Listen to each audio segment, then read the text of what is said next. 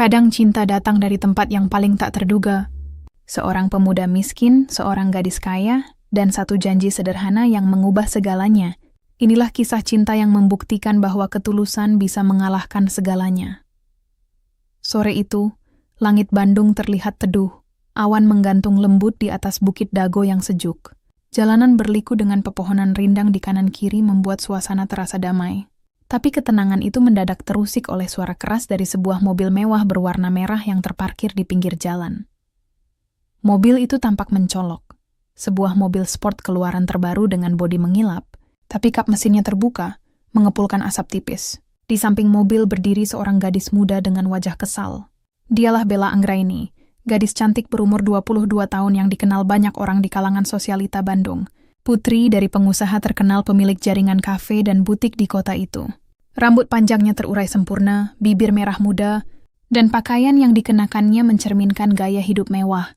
Blaus putih, rok mini krem, dan sepatu berhak tinggi yang sepertinya tak cocok dengan jalanan Dago yang menanjak. Ya ampun, ini mobil kenapa sih? Baru diservis minggu lalu juga udah mogok aja. Keluhnya sambil menghentakkan kaki ke aspal.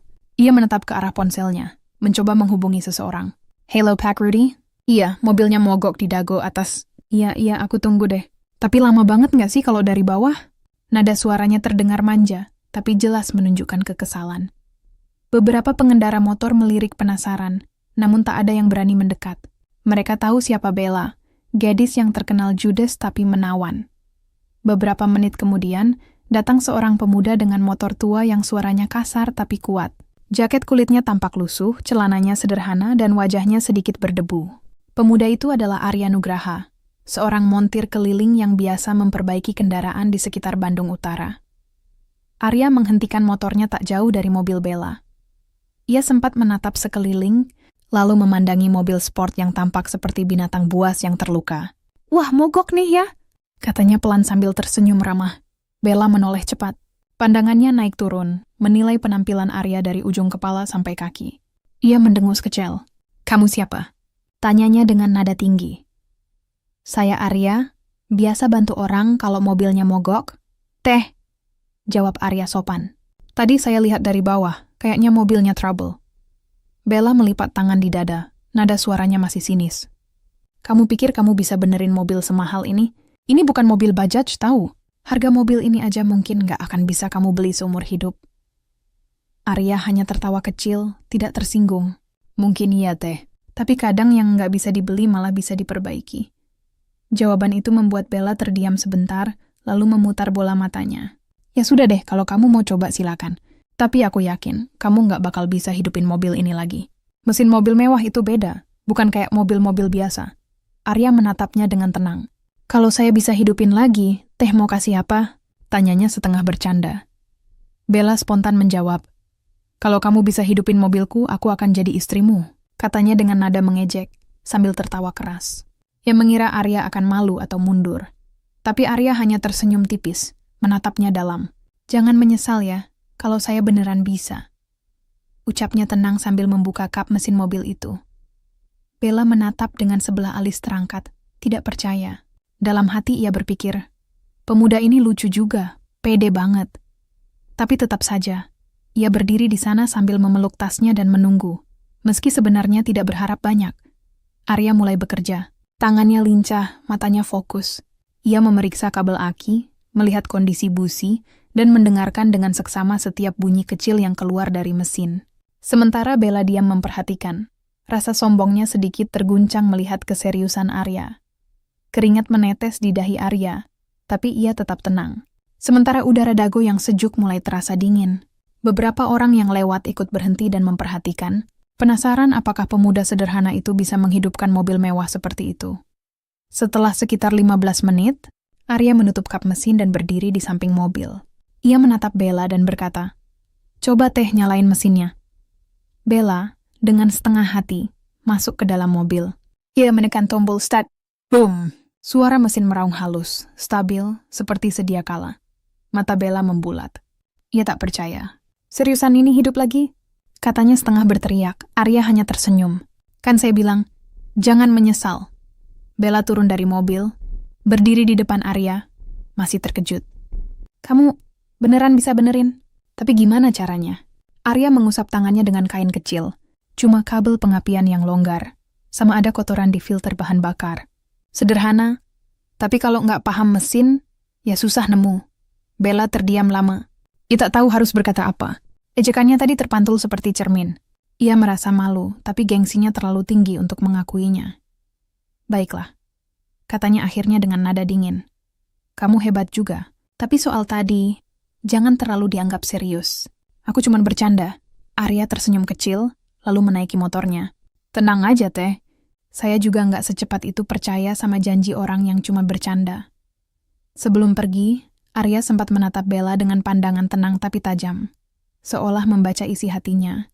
Tapi kadang, hal kecil yang kita anggap sepele bisa mengubah banyak hal. Motor tua itu pun melaju pelan menuruni jalan Dago. Bella hanya berdiri memandangi punggungnya yang semakin jauh. Sementara suara mesin mobil mewahnya yang kini hidup kembali terdengar lembut di telinganya. Namun entah kenapa, sejak saat itu, kata-kata dan tatapan Arya tak bisa hilang dari pikirannya. Bella terus memikirkan pemuda sederhana itu sepanjang perjalanan pulang. Suara mesin mobil yang kini kembali normal justru membuat hatinya tak tenang. Ada sesuatu yang berbeda dari sosok Arya Nugraha. Bukan karena wajahnya, bukan pula karena keberaniannya, tapi karena ketenangan dan keyakinan yang ia pancarkan saat menghadapi dirinya tadi.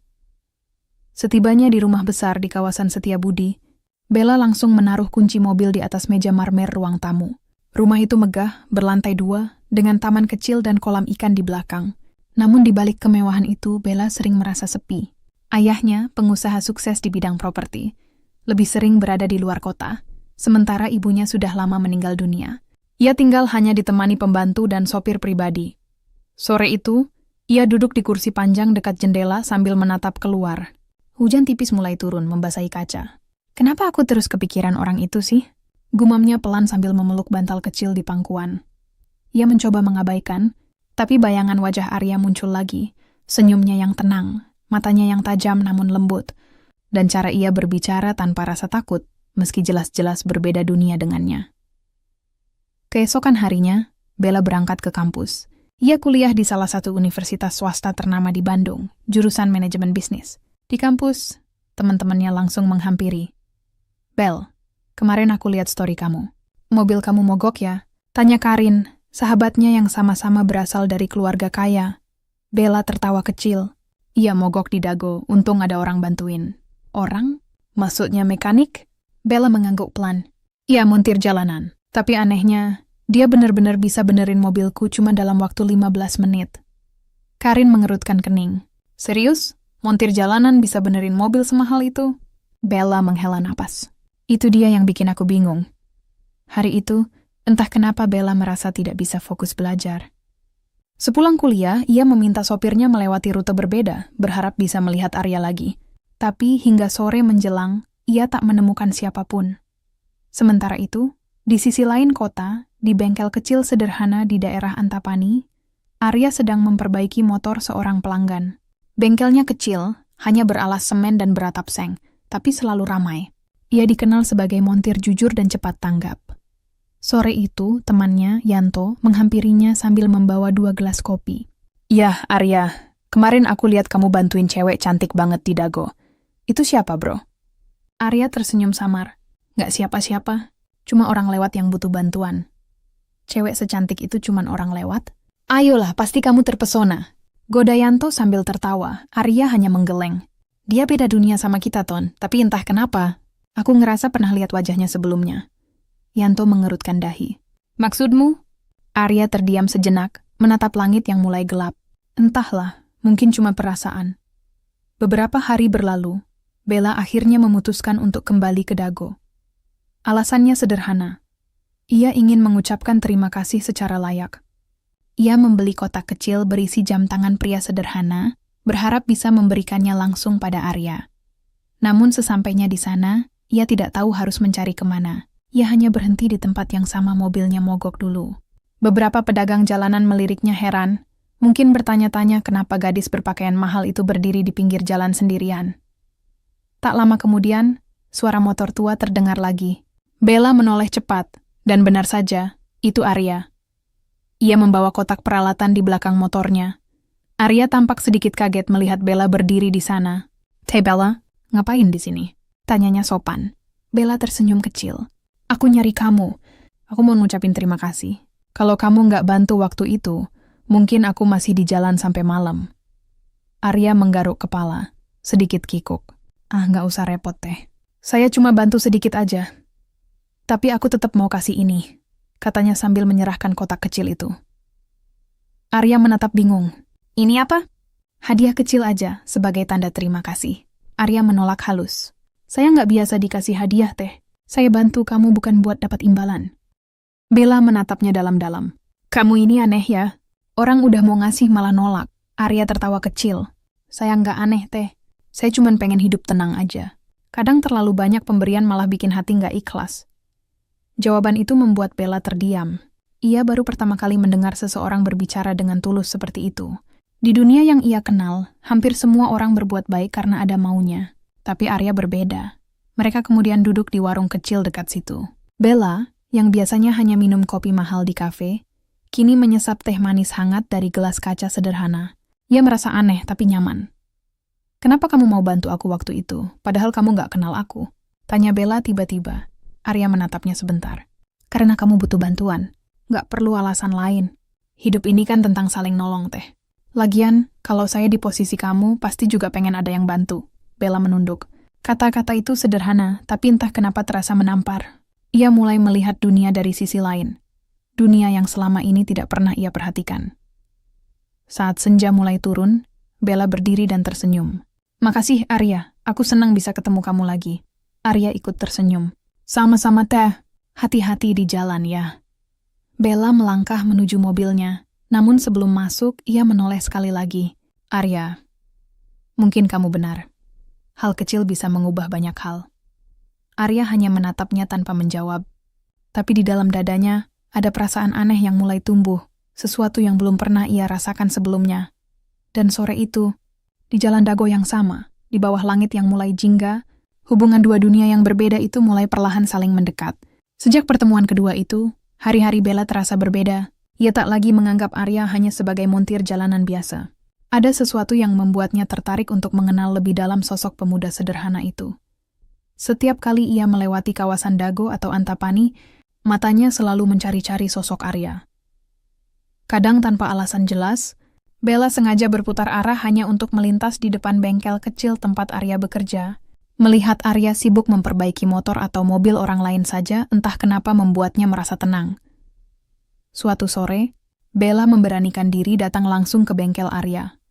Ia mengenakan pakaian sederhana, kaos putih polos dan celana jeans, berbeda dari biasanya. Saat tiba, Arya sedang duduk di kursi plastik sambil minum air mineral. Melihat Bella datang, ia terlihat sedikit terkejut. "Teh Bella?" katanya sambil berdiri. "Tumben ke sini. Mobilnya rusak lagi?" Bella tertawa kecil. "Enggak kok, aku cuma lewat, sekalian mau ngobrol." Arya tampak bingung, tapi kemudian tersenyum. "Oh, silakan duduk, Teh. Maaf ya, tempatnya seadanya." Bella duduk di kursi plastik yang disodorkan Arya. Bengkel itu memang sederhana, tapi bersih dan tertata. Bau oli bercampur aroma besi hangat memenuhi udara, namun Bella tak keberatan. "Aku pengen nanya sesuatu," ucap Bella pelan. "Nanya apa? Kamu masih inget nggak waktu pertama kita ketemu? Aku ngomong kalau kamu bisa hidupin mobilku, aku bakal jadi istrimu." Arya tersenyum samar. "Ingat tah, gimana bisa lupa? Janji itu kan bikin semua orang di sekitar kita bengong." Bella menatap wajah Arya. "Kamu anggap itu cuma bercanda, kan?" Arya menatap balik, matanya dalam tapi tetap tenang. "Awalnya iya, Teh. Tapi kadang, kata-kata yang diucapkan sambil bercanda bisa jadi kenyataan kalau hati ikut campur." Bella terdiam. Ia tak tahu harus menanggapi seperti apa. Ada rasa hangat yang tiba-tiba menyelinap ke dadanya. Tapi ia mencoba menutupi dengan tawa kecil. "Kamu ini bisa aja ngomongnya. Tapi serius deh, kamu nggak marah waktu aku ngomong gitu?" Arya menggeleng. "Enggak, Teh. Saya malah anggap itu lucu. Orang sombong sekalipun kadang cuma butuh waktu buat ngerti. Semua manusia sama di hadapan hidup." Bella menatapnya lama. "Kamu ngomong gitu kayak tahu aku sombong banget." Arya tersenyum. "Dulu iya, tapi sekarang saya lihat kamu udah beda. Kamu nggak lagi ngomong dari atas tapi dari hati." Kata-kata itu membuat Bella terdiam cukup lama. Ia merasa seperti baru saja disadarkan akan sesuatu. Seumur hidup, hampir semua orang di sekitarnya memuji tanpa berani mengkritik. Tapi Arya berbeda. Ia jujur, tapi tidak menyakitkan. Obrolan mereka sore itu berlangsung lama. Dari hal ringan seperti makanan kesukaan sampai pandangan hidup, Bella heran. Ternyata berbicara dengan orang yang hidupnya sederhana bisa lebih menyenangkan daripada duduk berjam-jam di kafe mahal dengan teman yang hanya membicarakan barang bermerek. Waktu berlalu, pertemuan mereka menjadi semakin sering. Kadang Bella datang diam-diam, hanya untuk membawa kopi atau makanan kecil untuk Arya. Kadang mereka bertemu di taman dekat bengkel dan berbincang sambil menikmati sore Bandung yang sejuk. Namun gosip mulai beredar. Di kalangan teman Bella, kabar itu cepat menyebar. "Serius, Bel? Kamu deket sama Montir?" Tanya Karin dengan ekspresi kaget saat mereka bertemu di kampus. Bella menghela napas. "Aku cuma temenan aja, Rin. Lagian, dia orangnya baik." "Baik sih baik. Tapi masa kamu nggak malu? Kamu anak pengusaha besar. Masa deket sama orang kayak gitu?" Ucapan itu membuat Bella diam lama. Dulu mungkin ia akan setuju, tapi sekarang tidak lagi. Ia menatap Karin dan berkata pelan, "Aku nggak malu. Malah aku bangga bisa kenal orang yang nggak menilai hidup dari harta." Setelah hari itu, Bella semakin yakin kalau perasaannya mulai tumbuh. Ia mulai melihat dunia dengan cara berbeda. Ia tidak lagi memandang orang dari pakaian atau kendaraan yang mereka punya. Ia justru mulai menghargai ketulusan, sesuatu yang selama ini jarang ia temukan. Sementara itu, di sisi lain, Arya pun mulai merasakan hal yang sama. Ia tahu posisinya jauh dari Bella, tapi hatinya tak bisa bohong. Setiap kali melihat Bella datang, ada rasa bahagia yang sulit dijelaskan. Suatu malam, Arya duduk di depan bengkel sambil menatap langit. Yanto datang membawa sebungkus gorengan. "Bro, jujur deh, kamu beneran suka sama si Bella itu?" Tanya Yanto sambil mengunyah tahu. Arya hanya tersenyum. "Kalau suka itu dosa, berarti aku udah berdosa." Yanto tertawa. "Tapi serius, kamu sadar nggak dia itu beda banget sama kita? Jangan sampai kamu kecewa, Rah." Arya menatap bintang di langit. "Aku nggak berharap lebih, Ton. Aku cuma pengen dia tahu kalau ada orang yang benar-benar sayang tanpa pamrih." Beberapa hari kemudian, Bella datang lagi ke bengkel. Kali ini, wajahnya tampak serius. "Arya, aku mau nanya sesuatu," katanya. "Apa itu, Teh? Kalau seandainya aku beneran menepati kata-kataku dulu, kamu mau?" Arya terdiam. "Menepati kata yang mana?" Bella tersenyum kecil, matanya bergetar. "Yang waktu aku bilang, kalau kamu bisa hidupin mobilku, aku bakal jadi istrimu." Arya terpaku. Ia tidak menyangka gadis itu akan mengulang kata-kata itu dengan nada serius kali ini. Ia menarik napas pelan, lalu berkata lembut, "Kalau kamu ngomongnya dari hati, bukan dari gengsi, aku nggak akan nolak." Bella menunduk. "Mungkin dulu aku ngomong karena sombong, tapi sekarang aku ngomong karena aku yakin." Keheningan menyelimuti mereka berdua. Suara kendaraan dari jalan raya terdengar samar, sementara angin sore meniup lembut dedaunan di sekitar bengkel. Dan di antara kesunyian itu, janji konyol yang dulu hanya diucapkan dengan nada ejekan, kini perlahan berubah menjadi sesuatu yang lebih dalam. Janji yang lahir dari perasaan yang mulai tumbuh di antara dua hati yang berbeda dunia. Sejak hari itu, hubungan antara Arya Nugraha dan Bella Anggraini mulai semakin erat.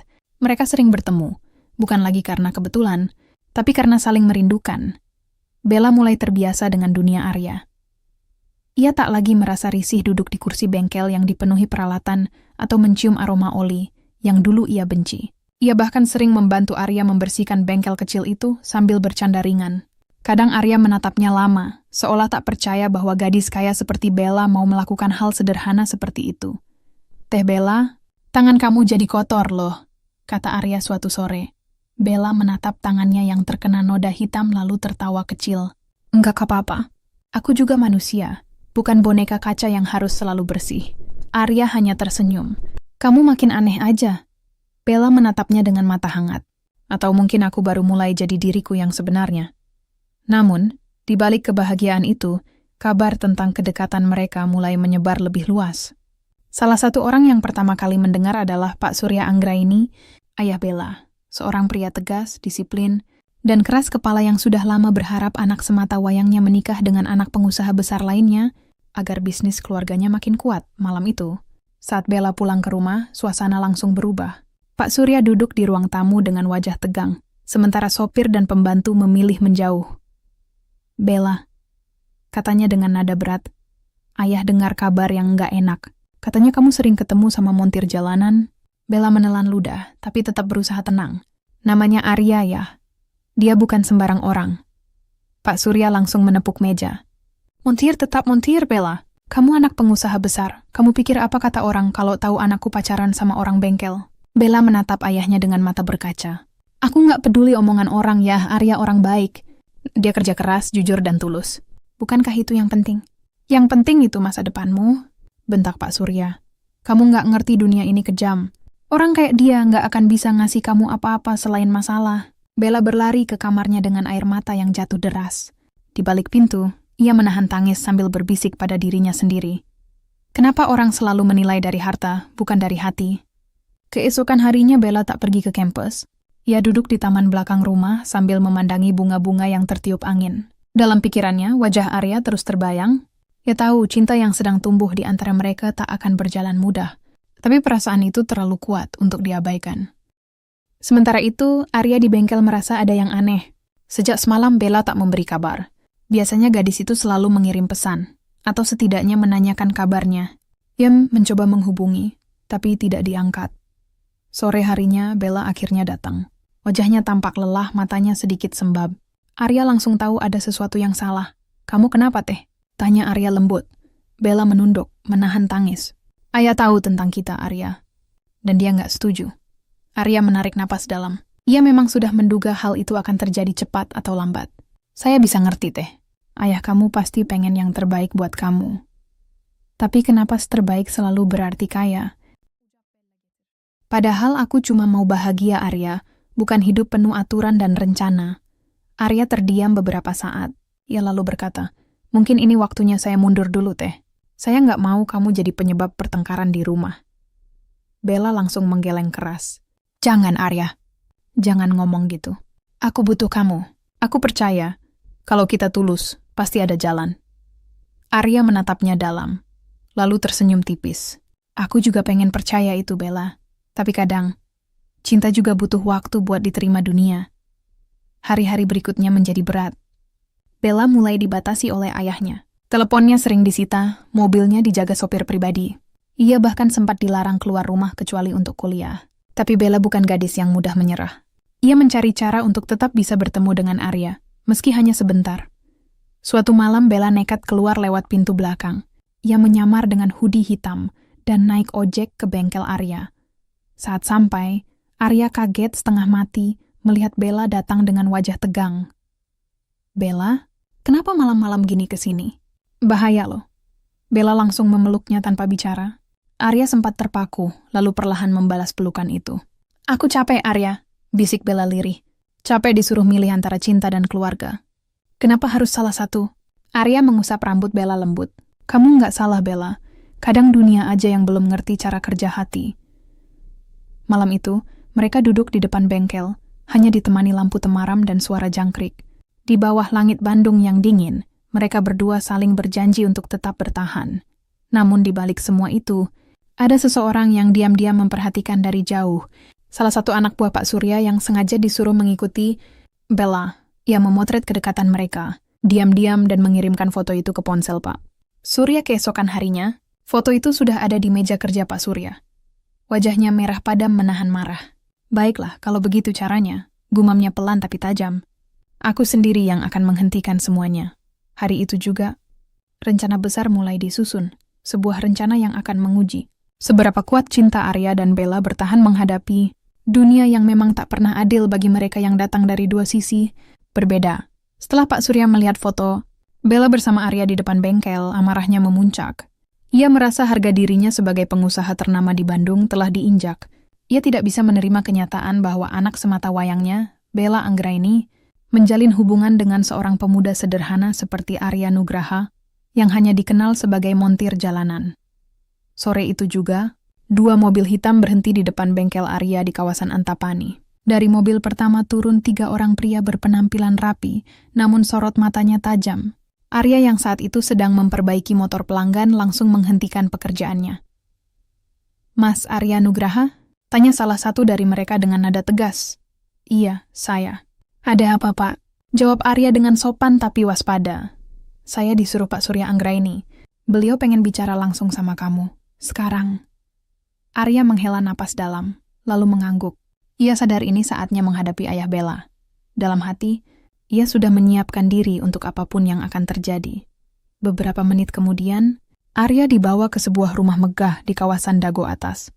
Rumah yang sudah lama ia tahu sebagai tempat tinggal Bella. Begitu sampai, 2 orang penjaga membuka gerbang besar itu. Di dalam, suasananya sunyi namun menegangkan. Pak Surya duduk di ruang tamu, menatap tajam ke arah Arya yang baru masuk.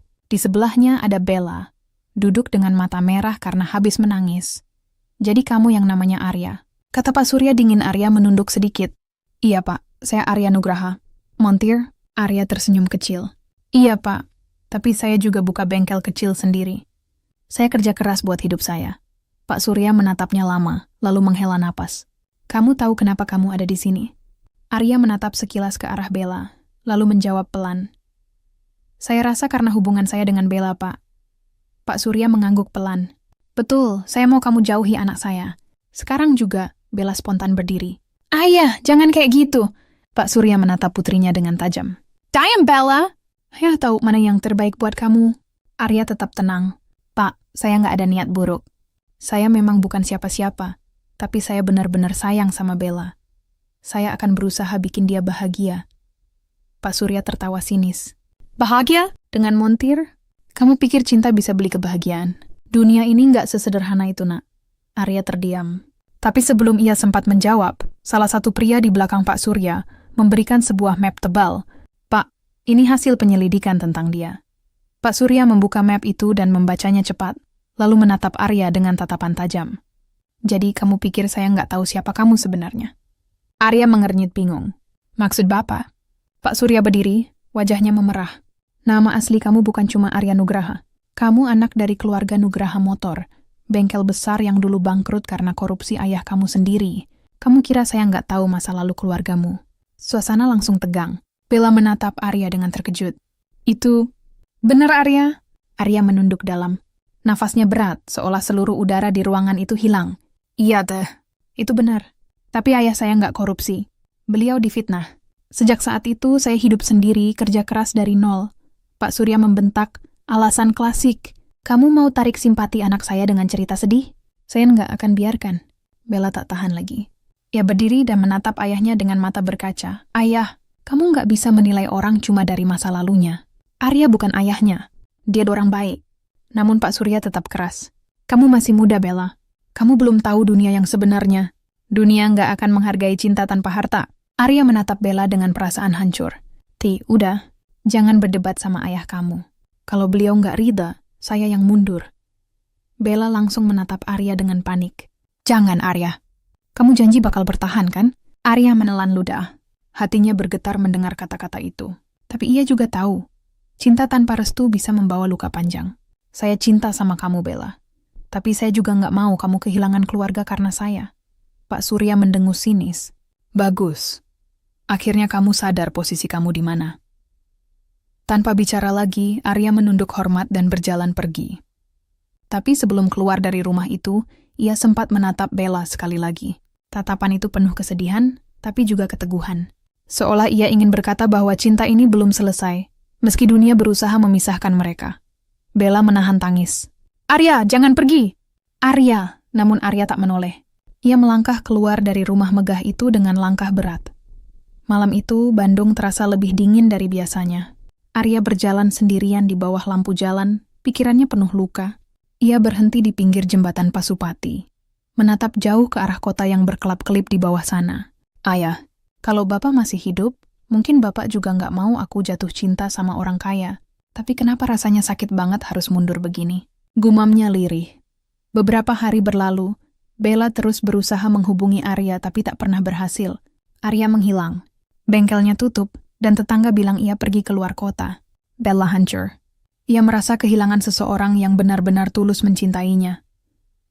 Namun apa yang Bella belum tahu, Arya sebenarnya tidak pergi terlalu jauh. Ia bekerja diam-diam di sebuah bengkel besar di pinggiran Cimahi, bengkel yang sedang berkembang pesat.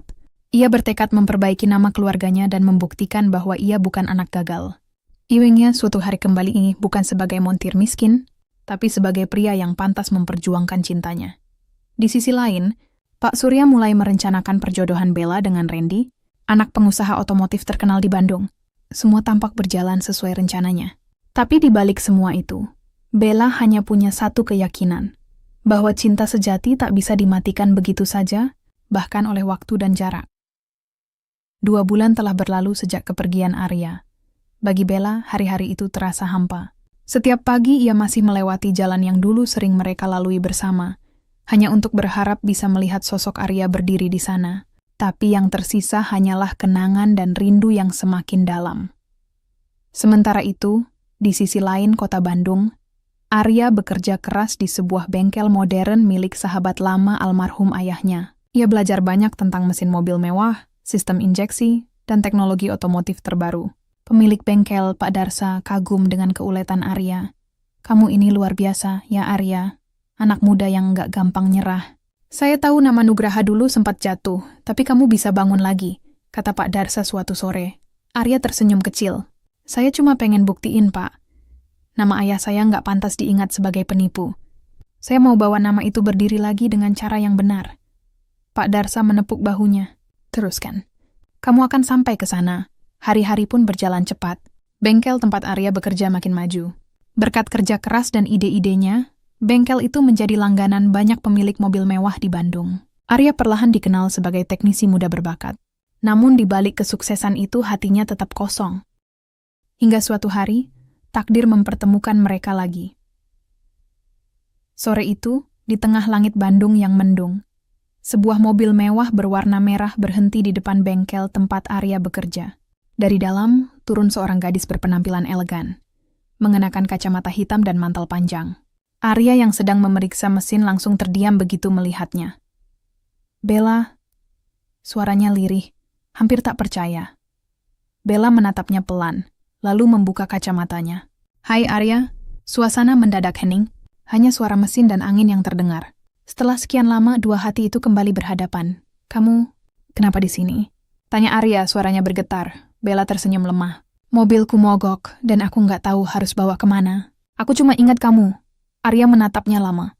"Udah 2 bulan, Bella. 2 bulan kamu nggak kabar. Aku kira kamu udah beneran ninggalin aku." Bella menunduk, suaranya pelan. "Aku nggak pernah ninggalin kamu, Arya. Cuman, aku dikurung di rumah. Ayahku jaga ketat. Aku bahkan nggak boleh keluar sendirian. Tapi hari ini aku kabur, cuman buat lihat kamu lagi." Arya terdiam. Hatinya terasa campur aduk antara bahagia dan sedih. Ia tahu, cinta mereka masih sama. Hanya keadaan yang membuat segalanya sulit. Tanpa banyak bicara, Arya mulai memeriksa mobil Bella. Tapi di tengah pekerjaannya, Bella tiba-tiba berkata lirih, "Arya, aku tahu semua tentang ayahmu. Aku nemuin dokumen lama di arsip kantor ayahku. Ternyata ayahmu nggak bersalah. Dia dijebak oleh rekan bisnisnya sendiri, dan salah satu orang yang terlibat adalah orang dekat ayahku." Arya langsung menatap Bella dengan mata terkejut. "Apa? Kamu serius, Bella?" Bella mengangguk. Matanya mulai berkaca. "Aku baru tahu beberapa minggu lalu. Aku mau kasih tahu kamu, tapi aku nggak bisa keluar dari rumah. Ayahku juga baru sadar, dan sekarang dia nyesel banget." Arya tak bisa berkata-kata. Hatinya bergetar hebat. Semua tahun-tahun yang penuh luka karena nama keluarganya yang tercemar kini mulai menemukan terang. Bella melanjutkan dengan suara bergetar. "Ayahku pengen ketemu kamu. Dia mau minta maaf." Arya diam beberapa detik, lalu menarik napas panjang. "Aku nggak butuh maaf, Bella. Aku cuma pengen satu hal. Aku pengen hidup dengan tenang, kerja dengan jujur, dan mungkin, kalau Tuhan kasih kesempatan, aku pengen bahagiain kamu." Air mata Bella menetes perlahan. Ia lalu memeluk Arya tanpa peduli dengan orang-orang di bengkel yang memperhatikan.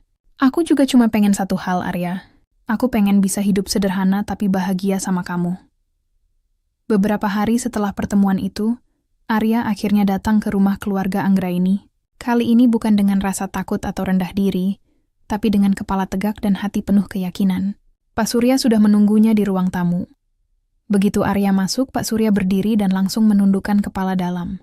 "Nah Arya, saya minta maaf. Saya salah besar telah menilai kamu dan keluarga kamu. Saya baru tahu kebenarannya." Arya menjawab dengan tenang. "Saya nggak pernah dendam, Pak. Saya cuma pengen hidup dengan nama baik keluarga saya kembali." Pak Surya menatapnya penuh penyesalan. Kamu anak yang baik, Arya. Dan kalau Bella masih mau, saya nggak akan halangi hubungan kalian lagi. Bella yang berdiri di dekat ayahnya, langsung menatap Arya sambil tersenyum. Matanya basah menahan haru. Jadi, boleh? Tanyanya pelan, Pak Surya mengangguk. Boleh, tapi kali ini jangan bikin ayah deg-degan lagi. Tawa kecil pun pecah di antara mereka. Diselingi tangis bahagia yang lama terpendam. Beberapa bulan kemudian, di sebuah taman indah di kawasan Lembang, Arya dan Bella melangsungkan pertunangan sederhana. Tak ada kemewahan berlebihan, hanya kebahagiaan yang tulus dari dua hati yang akhirnya bersatu setelah melewati badai panjang. Arya kini memiliki bengkel besar hasil kerja kerasnya sendiri. Di atas papan nama bengkel itu tertulis Nugraha Garage. Dari kejujuran, lahir kepercayaan. Setiap kali orang bertanya pada Bella kenapa ia mau menikah dengan seorang montir, ia selalu menjawab dengan senyum hangat. Karena cuma dia yang bisa menghidupkan mobilku. Dan hatiku yang dulu sempat mati. Matahari senja Bandung memancar lembut di antara awan, menemani mereka berdua yang duduk berdampingan di depan bengkel, menatap masa depan dengan keyakinan. Dan disitulah kisah mereka berakhir. Bukan dengan perpisahan, tapi dengan bukti bahwa cinta sejati tak bisa dipadamkan oleh harta, masa lalu, atau perbedaan dunia.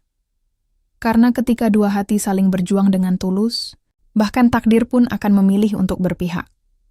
Cinta sejati tak mengenal harta atau status, karena ketika dua hati saling percaya, bahkan dunia yang berbeda pun bisa bersatu. Terima kasih sudah menonton, jangan lupa like, komen, dan subscribe untuk kisah inspiratif lainnya.